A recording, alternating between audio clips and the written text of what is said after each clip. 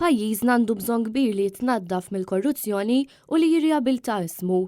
Hekk saħaq Robert Aquilina, l-President tal-Aqda Repubblika, waqt konferenza tal-aħbarijiet li saret quddiem l-Isptar San Luqa fejn fakkar f'rikors li għamlet Repubblika lura f'Mejju tal-2019, rikors li fih l-Aqda saħqet li l-Ministri Konrad Mizzi, Chris Cardona u Edward Cicluna kienu taw vantaġġ inġust u illegali l-istidien ta' kumpanija privata biex tkun li tintgħażel kif fil-fatt seħħ biex tidħol għal kuntratti b'valur ta' aktar minn 2 biljun euro għat-tmexxija ta' 3 sptarijiet.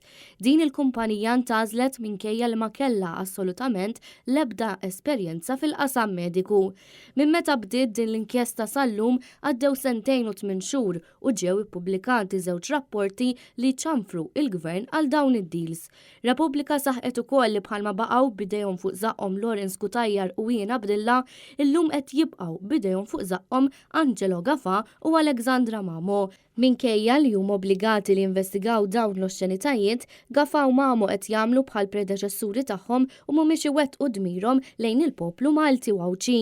Kollox jindika li għal darb'oħra l-Kummissar tal-Pulizija illi xorta huwa obbligat bil-liġi illi jinvestiga daw l-oxxenitajiet li saru permezz ta' dil privatizzazzjoni jidher li għal darb'oħra baqa' ċas bħal m'għamel il-Kummissarju tal-Pulizija ta' qablu u li allura ħatkun il-Maġistratura illi iġġelu jieħu passi.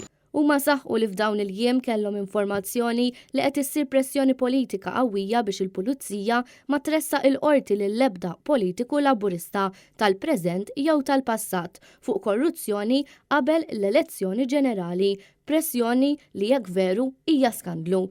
Robert Aquilina tem jgħid li pajjiżna għandu bżonn kbir li jitnaddaf mill-korruzzjoni u li jirriabilita ismu għaliex jekk dan ma jsirx mhux ser inkunu nistgħu ninqalgħu mill-lista l-griża.